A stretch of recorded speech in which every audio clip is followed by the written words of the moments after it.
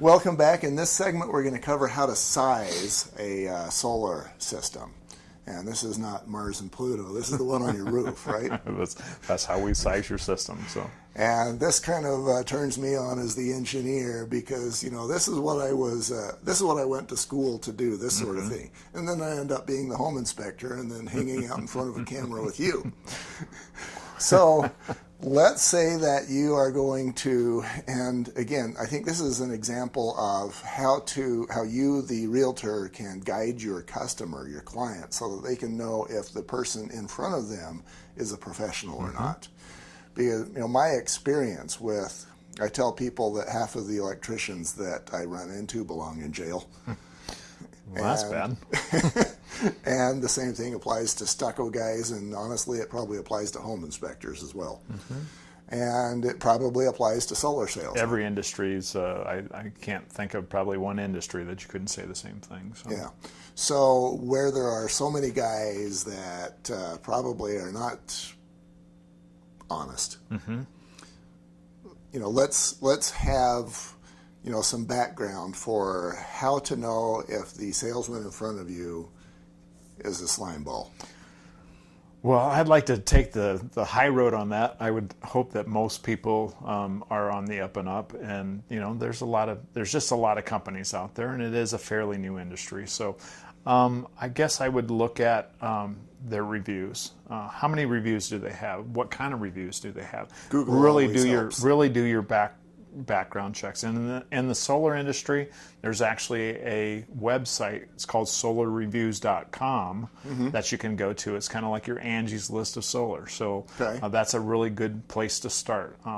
You can always look at Facebook and Google, but this particular solarreviews.com strictly does ratings for solar. So that'd be the first place that I would look. Okay, so solar reviews, and then still, I'd go to Google. Okay, because and that's there too. Yeah, so then we do that review, whether it's solarreviews.com or wherever, and we pick maybe a couple of companies, and one of them comes in the door and he's trying to get us to put panels on the north side, and that'd be a big red flag. Big red flag, and so.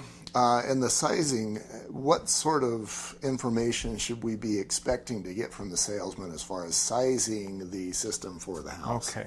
To me, to get a really good sizing, you need to know how many kilowatts you're using every single month for the last year. Okay. Now, you just did that for me, and I didn't get your number, but what's my number? Yours was 13 or 14,000 for the last year. Okay. So... And I have 2 AC units, and I've got a gas stove.